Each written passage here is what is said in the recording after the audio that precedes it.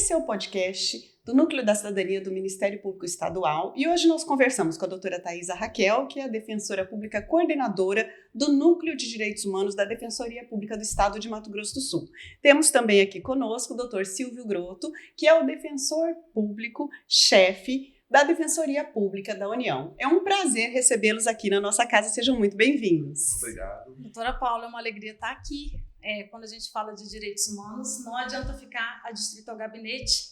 E, além disso, quando a gente fala, e faz educação em direitos, essa é uma parte também muito importante dos direitos humanos. Então, um momento como esse é um momento de dizer o que a gente faz, como faz, que as pessoas acompanhem o trabalho também de direitos humanos, que é tão difícil, Exatamente, é um trabalho que nós sabemos que é exaustivo, mas ao mesmo tempo é muito gratificante. E como vocês são duas grandes referências da nossa Defensoria Pública, tanto estadual como da União, fiz questão de recebê-los juntos aqui, porque nós temos um trabalho que é bastante coletivo, nós trabalhamos em várias ações em conjunto, temos um olhar diferenciado para essa questão da cidadania, dos direitos humanos, dos vulneráveis.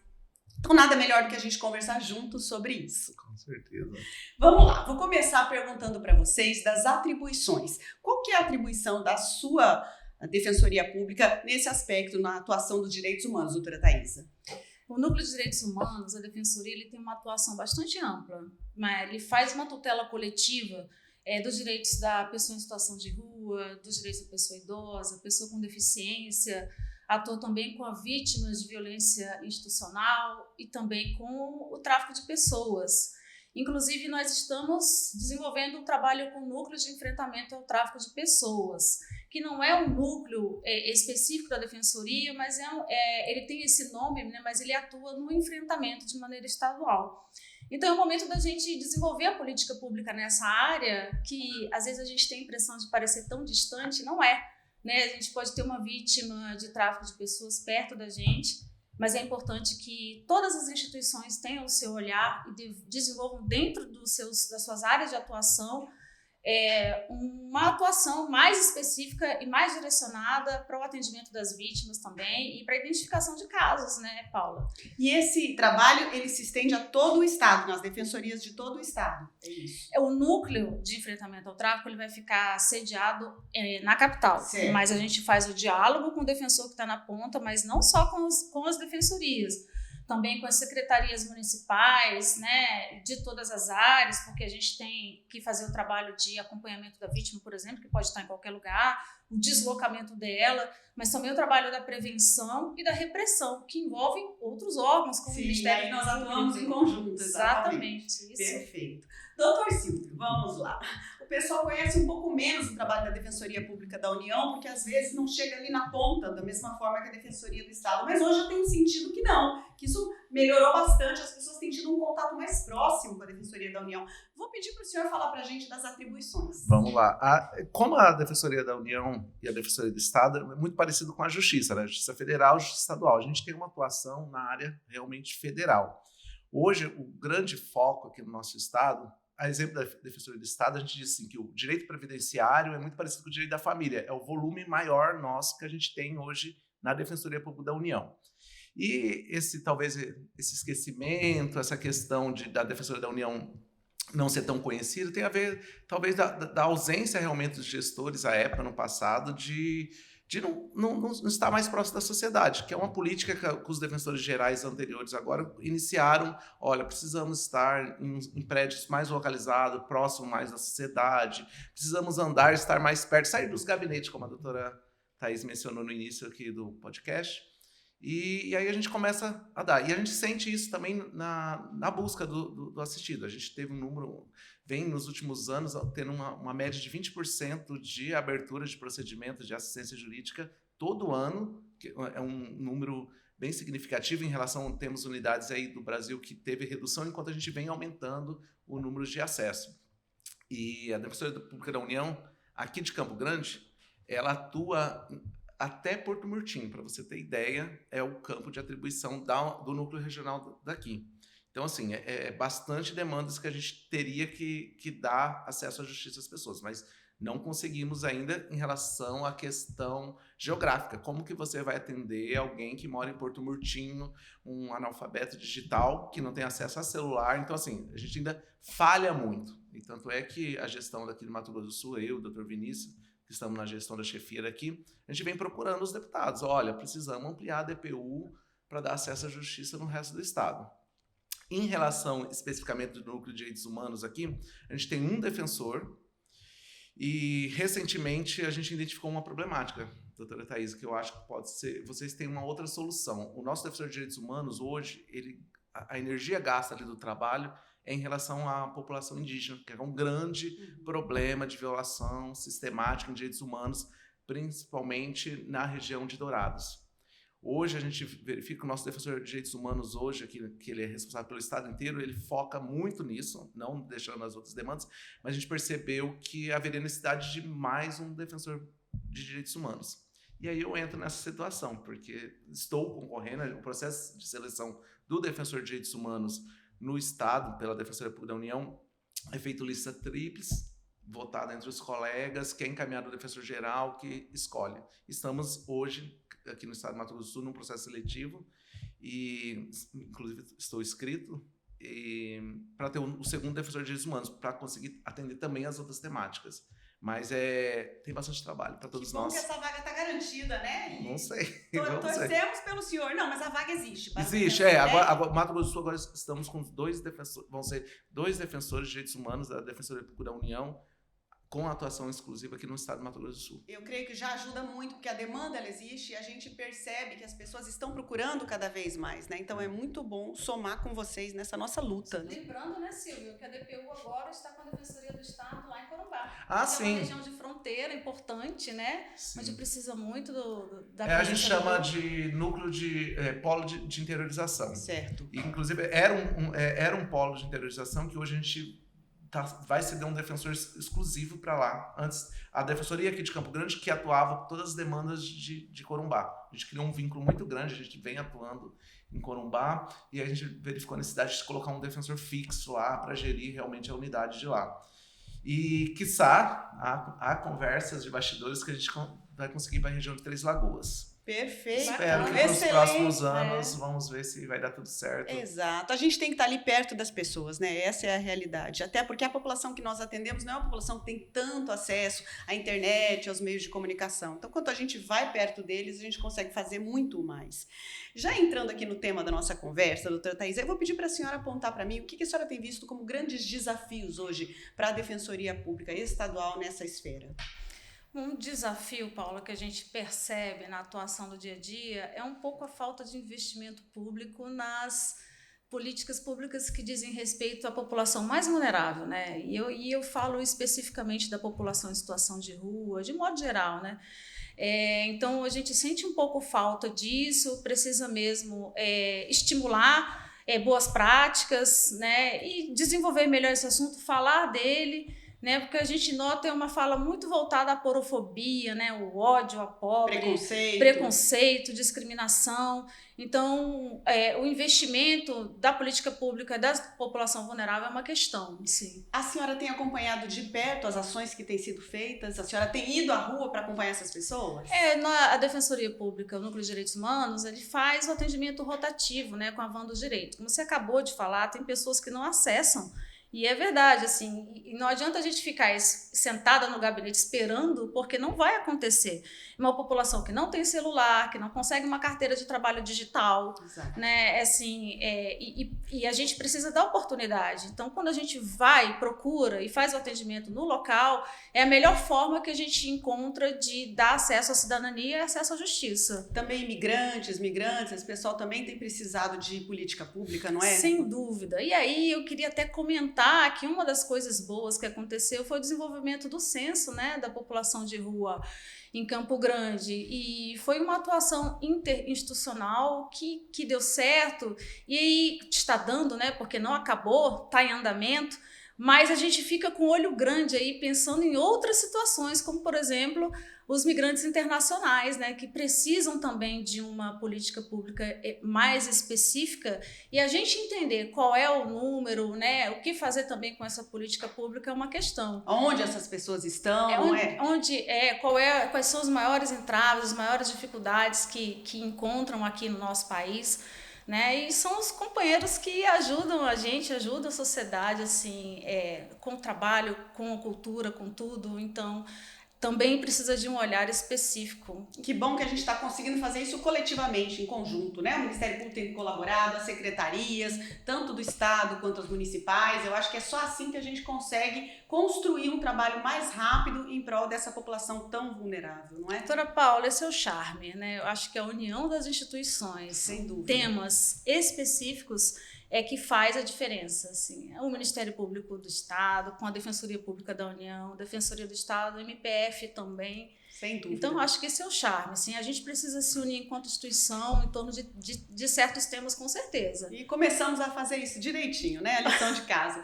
Doutor Silvio, na mesma linha que eu questionei agora, qual é o que o senhor vê que hoje é o maior desafio, os maiores desafios da Defensoria da União aqui no nosso estado de Mato Grosso do Sul? Eu acredito que a migração e a própria rua também, né, doutora Thaís? A Defensoria da União, junto com a Defensoria do Estado, desde 2018, já vem, principalmente aqui na capital, fazendo esse mapeamento. E é um problema antigo aqui no nosso da capital, e é um problema de gestão antigo, muito antigo, que eu acho que é um desafio, assim, absurdo, que a gente não conseguiu superar. Vem de outros governos, vem bastante. Assim, é um desfalque, a gente pode dizer até de violações de direitos humanos aí, graves, né, doutora Thaisa? Uhum. E eu tenho, assim, antes da gestão da doutora Thaís, a gente era a doutora N, que fazia esse trabalho, a gente mapeou em 2018. Se você pegar o relatório de 2018 e fazer um comparativo para hoje, eu acho que, vamos dizer que quase zero mudança, e os gestores patinam nisso, a gente não consegue entender, não sei se é uma discussão de orçamento. Isso não é um problema só da capital, é um problema, vamos colocar regional de Corumbá, problema em Dourados, a gente tem problema no estado inteiro.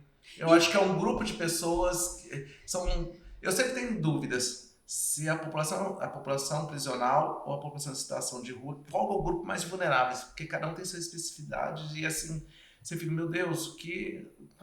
Não agem, né? Os gestores atualmente tentam fazer algumas coisas, mas eu não consigo ver avanço nessas áreas. E eu não estou falando assim de uma visão empírica, não. É uma visão de inspeção. Nós fomos nos locais, voltamos constatado. O Ministério Público também fez um bom trabalho, judicializou várias demandas. Isso. Eu estava aguardando para a gente falar disso. Nós temos aqui, especificamente em Campo Grande, judicializadas todas as unidades de acolhimento já, porque elas não estão nas melhores condições e foram feitas inspeções ao longo dos anos, exatamente como o senhor está dizendo, e essa situação não evoluía, não melhorava. Eu parabenizo o Ministério Público, a Defensoria Pública, ela vem tentar compor, mas os gestores não compõem, a gente apresenta as problemáticas, precisa resolver isso, e são muito estáticos.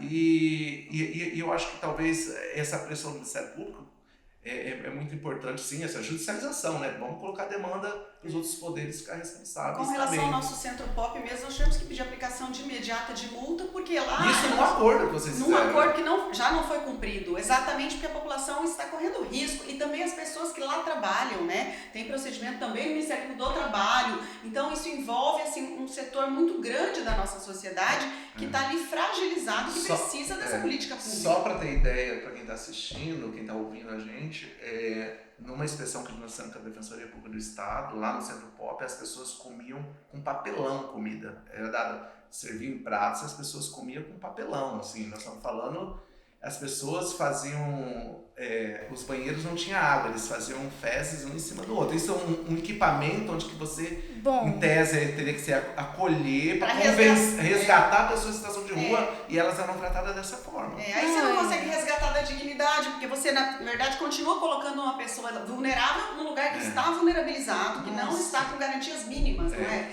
E além disso, nós não conseguimos colocar todo mundo lá, porque falta vaga, muitos ficam do lado de fora, não conseguem nem dormir lá. Sim, aí a gente vem naquelas campanhas, não dê alimento para a pessoa, não dê de exclusão de situação de rua, assim, não, vocês não vão dar acesso. Só que hoje a estrutura da capital não consegue eu sinto tudo. falta, por exemplo, de um restaurante popular. Sem dúvida. Ou um local onde as pessoas em situação de rua possam ter acesso à alimentação e segurança alimentar Sim. aos finais de semana e feriado. Não né? tem comida, e também à noite, não tem comida para todo mundo, Exato. não tem cama para todo mundo. Agora, se não você tem parar, equipamentos pra atender Silvio, todo mundo. para nós observar, quem faz a refeição no Centro Pop, por exemplo, não são todos que estão em situação de rua, inclusive, para você ver como a questão de segurança alimentar é uma questão importante, né? Sem dúvida. Do acesso à alimentação, enfim, falta isso Aí você também vem em com uma Mato Grosso do Sul. campanha, alguns estados vêm com a campanha, alguns municípios, a não dê alimento. Mas e aí? E aí? E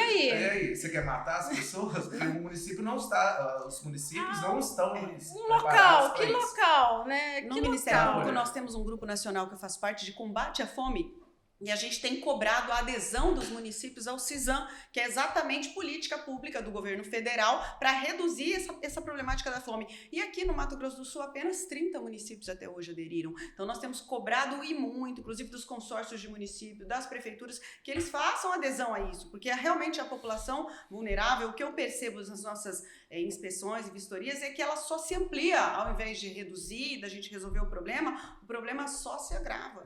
Então isso é muito preocupante. Eu recebo visita do comando da Polícia Militar, a gente recebe contato da Guarda Municipal dizendo, olha, a gente vai lá, faz uma vistoria no local, mas não tem o que fazer, essas pessoas não têm para onde ir, porque as unidades de acolhimento também estão lotadas. E eu acho importante que se diga que nós falamos aqui de um público heterogêneo. Então nós temos ali todo tipo de pessoas, nós temos crianças, nós temos idosos, pessoas com problema mental, que precisam ser tratados com dignidade. Todo mundo precisa ser. Mas às vezes há um preconceito que as pessoas acreditam que quem está na rua porque quer, porque não quer trabalhar. Nós temos todo tipo de pessoa na rua, né? E o lado humano, ele precisa perceber isso, a delicadeza desse momento e a necessidade de cuidado com essas pessoas. E não é só isso, né? Os dados nacionais apontam que quanto mais tempo a pessoa permanece em situação de rua, mais difícil a sua saída, né? Exato. Mas não impossível. Mas aí é que tá. E o investimento nessa política pública, né? Que precisa estar adequado. Que é o que nós estamos cobrando diariamente, não é? E em relação ao migrante, a gente tem um problema sério aqui no estado, que Corumbá virou uma porta de entrada, como exemplo Pacaraima, não na mesma proporção, mas é uma rota. Hoje a gente fala dos fluxos, né? O primeiro fluxo vieram os homens trabalhadores, depois as esposas, depois vieram as crianças, os filhos, hoje vem os idosos, são os pais que estão vindo se estabelecendo no país. E aí o município não dá conta, porque é um grupo muito grande, não foi preparado porque é uma rota de passagem, né? Mas sendo região de fronteira, né, a gente precisa então da união dos outros entes federativos também. Sim. Também. É necessário um trabalho coletivo e assim, intersetorial, e ao mesmo tempo que a gente entenda que há que se investir dinheiro público nisso. Não tem jeito, você não consegue. Eu acredito assim, o Mato Grosso do Sul tá acho que num avanço que eu não sei como estão os outros estados que eu passei hoje, mas que é realmente essa união das instituições. Eu acho que isso está funcionando muito bem. Por exemplo, hoje a gente tem grupos e atua com a mesma vontade de transformar a sociedade. Eu acho que é sobre isso. Já avançamos para minha próxima questionamento. Aquela questão da vaidade sonora, olha, eu sou o protagonista de resolver. Nós não vemos isso mais aqui. Não consegue. Mato Grosso do Sul hoje, todo mundo é protagonista, todo mundo está junto e fazendo acontecer. O mesmo objetivo. Eu tinha perguntado para vocês dos desafios e exatamente agora a pergunta é sobre os avanços. Então o senhor já me trouxe um avanço que eu concordo, eu vejo que a gente consegue, sempre que tem um problema muito grave, um aciona o outro, a gente vai em conjunto até para a rua, isso tem funcionado, é um grande avanço que eu também verifico. Mais algum que o senhor acha importante que a Defensoria Pública da União tem conseguido avançar? Uma das situações que a gente tinha um problema sério de Corumbá eram os migrantes indocumentados. Eram crianças e adolescentes que poderiam, em tese, ser objeto de tráfico humano, exploração sexual, que era... Quando uma criança ou um adolescente chega no país sem documento ou com documentos, cópias, né? Que muita gente, eles vêm passando de país em país, perdem documento, ou até os filhos nascem no meio do trajeto venezuelano, passa pelo Chile, um filho nasce no Chile, outro nasce na Colômbia, e aí chega aqui no Brasil, às vezes sem documentação. E um dos avanços que nós tivemos lá foi montar um plantão, porque assim, existe uma resolução, chama Resolução Conanda, que a DPU, isso não impede que outras instituições façam, mas geralmente concentra na DPU, ela faz uma audiência com essa criança e com o familiar para verificar se ela não é vítima de tráfico humano ou outro. E a gente pede um documento para a entrada válida dela no país. Antigamente, às vezes demorava um mês para fazer isso, hoje a gente consegue fazer em 24 horas, 48 horas, porque a gente monta um plantão, depois de articulação, depois as instituições conversarem e verificarem que era um problema sério. A doutora Thaisa tinha conhecimento disso também. Hoje a gente tem um plantão, então a pessoa chega, precisa resolver, o defensor já faz a entrevista no mesmo dia, já expede documento, a criança já vai para a Polícia Federal e dá a entrada dela. Por que essa entrada? Porque eles não conseguem, a maioria não querem parar ali em Corumbá, eles querem avançar ou para o Paraná, ou para São Paulo, ou encontrar seus familiares. E se ela não tem uma entrada válida, ela não consegue pegar um ônibus, ela não consegue se locomover, ela ficava presa 30 dias lá em Corumbá, que era um problema econômico. Ou não, né, Silvio? Ou senão ele vai atrás de um transporte clandestino, o que é pior, né? E coloca aquela criança em risco absoluto, né? Absoluto. Não, eu percebo isso também e eu sinto que a gente tem caminhado com a Polícia Federal também nesse sentido muito bem, que também aderiu para ser rápida e célere no processo. Então é um grande avanço, eu concordo. E a Defensoria Pública do Estado, doutora Thaisa, o que a senhora pode nos apontar de avanço e conquista? Bom, eu fico pensando no CIAMPs, né? O CIAMP estadual saiu, agora Exato. A gente está esperando a atuação, né? Começar os trabalhos. É um local de debate muito importante, onde a gente consegue ampliar a discussão da política pública, né? De maneira estadual, que precisa tanto, né? O fórum que vocês montaram eu acho muito importante. O Fórum Pop Rua, né? Que é um projeto de vocês, né? O Fórum Pop Rua, ele visa trazer o cidadão, né, a pessoa em situação de rua, para a discussão da política pública. Tanto que no final do ano passado, nós conseguimos reunir várias entidades e os candidatos à Prefeitura de Campo Grande para que assinassem uma carta compromisso, quase todos aderiram, e foi muito bacana. Assim, esse é também um avanço, né? Uma entrega, né? Muito legal. Uma entrega. A gente entende que nós precisamos sentar, conversar, dialogar com o poder público e juntos, né, como instituições, trabalhar com eles. Muitas vezes não dá certo e aí a gente acaba judicializando e tendo os embates. Mas é importante o diálogo sempre para que nós possamos construir. Eu vejo que a gente tem feito isso. Um diálogo, fazendo o link também da sociedade civil com aquele que realiza a política pública, né? A gente não pode esquecer que muitas vezes a política pública esquece de fazer o diálogo com a sociedade. É desafiador? É difícil? Porém, ele tem ganhos, né? Porque é quem vai sofrer diretamente a consequência daquele trabalho que está sendo pensado muitas vezes numa sala. Então, esse também é um desafio nosso institucional, né? Que esse trânsito, essa conversa. A gente precisa saber o que quer o comerciante, o que quer o empresário, o que quer a dona de casa, entender as angústias das pessoas. Eu sinto muito isso. Porque às vezes é na porta delas que está a pessoa em situação de rua, ali dando dor de cabeça, trazendo alguma insegurança. Então, assim, como é que a gente pode facilitar isso e também auxiliar a pessoa em situação de rua, né? Nós vivemos, ainda mais o Ministério Público trabalha muito com a parte da segurança, então a gente recebe essa demanda, ouve essas pessoas para tentar estabelecer um canal de comunicação melhor e que não agrida os direitos de ninguém. Isso é uma grande deixar claro, né, doutora Paula, que a gente está nessa temática migrante, pop rua, mas a gente tem sérios desafios na saúde aqui no estado do Mato Grosso do Sul. E com a população LGBT, né, Silvio? População LGBT. Podemos falar um pouquinho desse trabalho de vocês? Sim. Vamos lá, o que tem feito a Defensoria do Estado com relação a essa população? Bom, a gente tem feito uma ação muito bacana, né, que é a ação de retificação de nome e gênero, né, a gente fez na capital algumas edições do Transformando Histórias, né, Silvio, foi muito bacana, e o que é mais interessante é que ela vem num crescendo de boca a boca, né, assim, a gente fica imaginando que a mídia ela consegue alcançar, mas nem sempre. É mais interessante quando um conhece o trabalho e vai passando para o outro. Então a gente cresceu em número e agora nós estamos organizando um Transformando estadual para o interior do estado e não só a capital. Então dessa vez não vai ser a capital, a gente vai fazer no interior. Não é pouca coisa você ter o seu nome respeitado. Exato. Não é pouca coisa ter o gênero respeitado. Então, a gente não tinha ainda conseguido acessar o interior, mas estamos fazendo costuras institucionais, porque sozinho não tem condições, e a gente vai levar para o interior do estado esse direito, esse acesso também. E é uma alegria trabalhar com vocês nisso, porque nós percebemos ali que a pessoa ela sai muito melhor daquele local, né? Nossa, é incrível, transformador, não é? Eu posso dizer que eu já vi a pessoa dizer, nossa, é a primeira vez que eu me identifico com o meu nome no papel, né? A pessoa se emociona quando ela assina o nome, que é aquele nome com que ela quer ser chamada e com que o corpo e a mente dela se identificam, né? Então, um trabalho realmente incrível que nós estamos conseguindo fazer e a Defensoria está de parabéns por capitanear esse processo. Com relação à DPU da União, doutor Silvio. A DPU sempre, na verdade, eu trago aqui uma informação que não é só a DPU, né? O Ministério Público também presente. A gente está naquela questão, a gente montou um grupo de trabalho em relação à casa de acolhimento do Ministério Público também. Estamos juntos nisso. Defensoria do Estado. Estamos juntos. Quando a gente fala aqui, olha, a Defensoria é isso.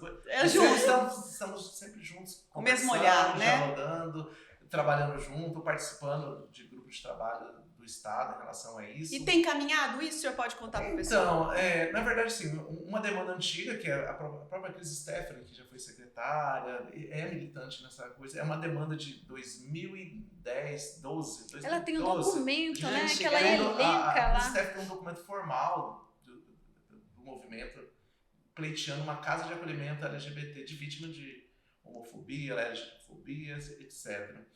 E até hoje é uma demanda que não foi para frente. E com base nisso, houve a notícia pela Superintendência do Patrimônio da União de um imóvel que poderia ser destinado ao Estado, mais verbas parlamentares, para vamos construir? Vamos. Nessa questão de vamos juntar forças para construir.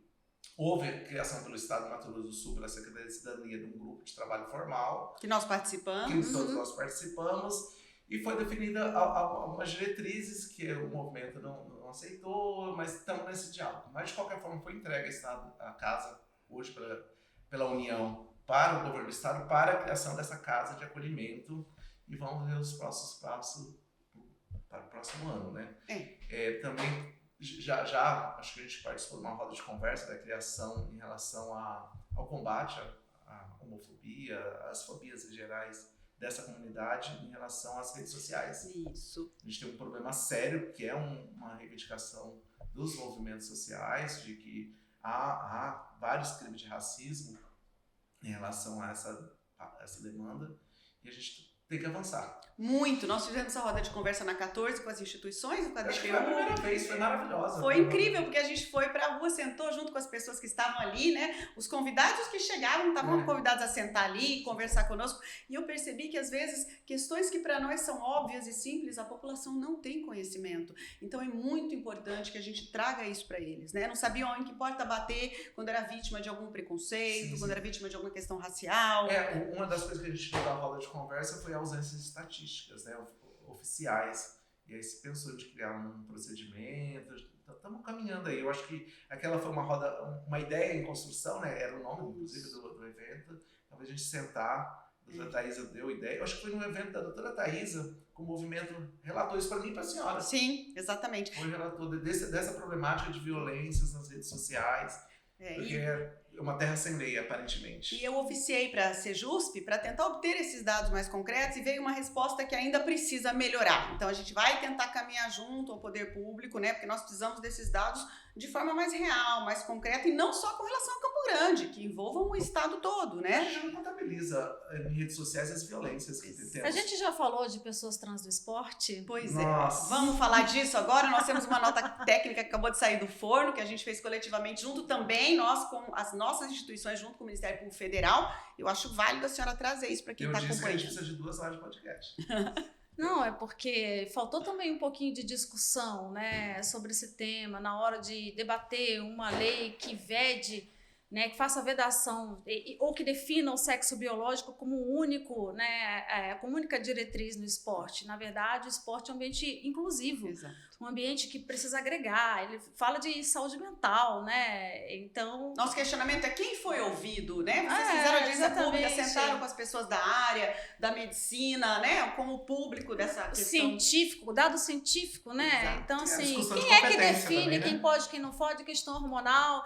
E acaba esquecendo, por exemplo, que tem uma questão hormonal que não diz respeito às pessoas trans, por exemplo, mas que afetam o resultado do esporte. Então, foram questões que não foram levadas em consideração. Mas Assim, a gente precisa desmistificar um pouco e conversar sobre isso e entender que não é simples assim, né? Vamos só vedar e pronto. E tirar o direito das pessoas, Exato. assim, né? E como disse o doutor Silvio, se eu quiser falar também da questão da competência, eu acho bem válido. Não, a questão de competência legislativa, né? Na verdade, assim, a gente percebe que a capital aqui, ela às vezes, na questão... Às vezes é uma questão política, uma questão de entrega à sociedade que invade competência que não é do município. Exato. E a gente tem um corpo técnico na Câmara Municipal, a gente tem um corpo técnico na prefeitura, assessoria jurídica. tem assessoria jurídica para isso, quer dizer, está gastando dinheiro público, gastando energia de vários setores, gastando energia do Ministério Público, das defensorias, para ficar... Orientando o básico, né? O senhor orientando não pode. o básico. E, na verdade, a maioria, às vezes, a assessoria jurídica deles aponta, olha, nós não temos competência para isso, e mesmo assim passa por cima, como se, assim, Aí viemos gritante, todos nós, né? DPE, DPU, MPE, MPF, para dizer, olha, isso aqui está errado por tais e tais razões. Cada órgão, cada instituição municipal, estadual, federal tem sua atribuição. É constitucional isso, eu não posso invadir a competência legislativa de um para definir quem pode fazer esporte e quem não pode. Mas é muito importante a gente falar disso para dizer que nós estamos acompanhando desde o embrião, desde lá da origem, né? Nós somos servidores públicos. Eu sempre digo isso, ainda que eu não concorde com algumas coisas, nós seguimos o que a lei diz. Exato. A minha visão pessoal não importa. Eu acho que de qualquer cidadão é seguir o que ele diz. E aí, assim, é porque eu quero, é porque não existe isso. A gente segue... Aliás, a Constituição, os tratados internacionais, né, as questões de convenção que o Brasil espontaneamente se prontificou a concordar e trazer para o seu âmbito interno e que a gente precisa respeitar também. Todas as leis precisam também observar as convenções internacionais, a Constituição, enfim, as leis maiores, né, que regem aí a vida em sociedade, a dignidade da pessoa humana, o fim do preconceito. É que não se diga, vamos falar assim, nossa, os defensores de direitos humanos só defendem tal coletividade. Não, a gente defendemos todas as coletividades. Exato. Inclusive o direito individual de cada pessoa. Exatamente. A Defensoria do Estado está lá, precisa defender a mãe que precisa pedir pensão alimentícia do filho, está lá fazendo um trabalho. O idoso que precisa se aposentar, a Defensoria está lá pedindo aposentadoria porque foi negado um benefício por ausência de estrutura, o Ministério Público na parte criminal individual, exato, mas também está na parte coletiva. E esse é um segmento das nossas instituições. A impressão que eu tenho, esse atendimento individual a gente sempre fez, mas agora, como a gente está dando um pouco mais de voz para esse atendimento coletivo, as pessoas estão achando que a gente só faz isso. E não, muito pelo contrário, nós estamos ampliando o nosso foco e conseguindo fazer cada vez mais, não é? É sobre isso, porque às vezes uma demanda individual, por exemplo, vamos lá, os descontos das pessoal do INSS, que é uma demanda que iniciou com a gente em 2023, chegou o primeiro idoso, segundo idoso, e aí chegou num certo momento que teve que atuar de forma coletiva. Isso foi tratado direto com o Ministério da Previdência, abrimos procedimentos coletivos de atuação, porque às vezes o problema se torna coletivo, não é só daquela pessoa específica, mas a gente não esquece das pessoas individualmente. Então a dona de casa, o seu Zé, o empresário que está ali, a gente está sempre defendendo os direitos deles. Inclusive o Ministério Público está ali para fomentar a defesa dos interesses individuais e inclusive coletivos, né? Exatamente. A gente está tentando atender todo mundo. É difícil porque é uma ampla gama, mas nós estamos muito atentos e todo mundo muito comprometido. Já encaminhando um pouco para o final, doutora Thaisa, eu gostaria que a senhora desse um recado para quem nos acompanha aqui, do que as pessoas podem fazer quando elas estão com seus direitos violados, aonde elas procuram, de que porta elas batem na Defensoria Pública Estadual. Bom, eu posso dar o contato do Núcleo de Direitos Humanos, que tem o seu e-mail específico, um telefone, né, de WhatsApp, inclusive, e não sendo o caso do núcleo, a gente encaminha para os núcleos específicos, porque são diversos temas, né, a saúde das mulheres, da família, criminal, execução penal, então são núcleos temáticos que também fazem a sua atuação na esfera individual e coletiva. Mas, geralmente, Paulo, as pessoas procuram mesmo direitos humanos e aí a gente acaba fazendo o encaminhamento que for adequado, conforme o caso, ou uma questão individual acaba se tornando uma questão coletiva, como falou o Silvio agora, e é bem assim, é bem comum mesmo. E a pessoa faz o quê? Ela entra lá no site? O normal é entrar pelo site, né, da Defensoria, fazer a sua... enfim, a sua demanda, né, fazer o seu cadastro, e aí você pode fazer o agendamento por lá ou se dirigir aos núcleos mesmo e fazer o agendamento presencial. Lá no site tem o Núcleo de Direitos Humanos, onde você também acessa o Núcleo de Enfrentamento ao Tráfico de Pessoas, quando for o caso. Então, é meio específico também do tráfico de pessoas. Então, através do site, a gente consegue fazer esse contato. Se ela tiver alguma dúvida, entra no site, já pesquisa, já agenda o horário. Ainda que ela vá para o local errado, lá ela vai ser devidamente orientada, não é isso? É o correto. Perfeito. E a Defensoria da União? Hoje a DPU está com o prédio ali na 25 de dezembro com a Eduardo Santos Pereiras. Então, independente de agendamento, qualquer pessoa pode chegar. Isso aqui na capital. Também temos em Dourados, um núcleo lá, e em Corumbá, outro núcleo. A ideia da DPU hoje é capilarizar. Então, aqui em Campo Grande, por exemplo, a gente está já fazendo tratativas para ir para dentro das universidades, para ter um acesso. Hoje, por exemplo, quem mora no Moreninhas, para mim, aqui para o centro, é uma vida, é impossível. Nós estamos falando de pessoas que vivem do Bolsa Família. Sim. Pois é. O público nosso da Defensoria Pública é a população de rua, pessoa que vive em salário mínimo, pessoa que vive do Bolsa Família, é o nosso público. Que a gente pretende chegar é o hipervulnerável. Eu falo que tem dois tipos de público. O vulnerável, aquele que ainda consegue chegar na Defensoria Pública da União, sim, consegue chegar lá, pega dinheiro com alguém, vai. E tem o hipervulnerável. Esse nunca vai chegar. Esse nós vamos atrás. O hipervulnerável é o nhanhá, quando a Defensoria Pública do Estado vai lá fazer atendimento, é a Defensoria Pública da União nos bairros. Hoje a DPU atende dentro dos CRAS. Hoje a gente atende de segunda a quinta. Sexta-feira a gente vai para bairro, a gente atende dentro dos CRAS. Então a gente tem um calendário semestral. Então você é do bairro tal, por exemplo, a gente está atendendo Noroeste agora. A gente vai fazer 3 atendimentos em 3 sextas-feiras lá. E como a pessoa tem acesso aonde vocês estão? Vamos lá. Tem o atendimento pessoal, tem esse atendimento agendamento nos CRAS, que os próprios CRAS fazem a divulgação daquela região, e também temos atendimento virtual, que eu vou pedir até que coloque aqui embaixo já, que é uma forma de agendamento. Para você, não quero perder tempo, eu já quero agendar. Eu moro no interior do solar de Porto Murtinho, preciso de atendimento. E aí, então você agenda um atendimento virtual. A gente faz também atendimento virtual para quem não consegue se deslocar. Eu sou uma pessoa cadeirante, moro não sei na onde, aqui dentro da capital mesmo. Eu vou querer um atendimento virtual para fazer o atendimento. Então a gente tenta garantir o máximo de acesso e possibilidades. Eu quero atendimento presencial. Não, eu vou lá pessoalmente. Vai ser atendido. A gente não atende não entrega senhas. As senhas são entregues, mas todo mundo vai ser atendido. Não é tantas senhas por dia. Então todo mundo vai ser atendido. A Defensoria está de portas abertas. A ideia é atender o máximo que puder. É praticamente também quero aqui o site, o telefone do núcleo. A gente disponibiliza na descrição também para a pessoa poder ter acesso aos contatos de vocês. Nós fazemos isso também muito com a Justiça Itinerante, né? A gente vai para fazer os atendimentos nos bairros. Então é muito fácil para hoje que a pessoa que não consegue se locomover até o centro, ela consegue ter esses atendimentos. E assim, a gente parabeniza as duas instituições por fazerem isso em prol da nossa população, porque a gente sabe que tem o desgaste de largar a audiência, o processo, o gabinete ir lá, mas então, ao mesmo tempo é muito gratificante, né? Porque é ali que a gente recebe a demanda nua e crua e vê a realidade das pessoas, que hoje as pessoas estão numa situação, inclusive, de muito sofrimento, ainda mais esta nossa população mais vulnerável.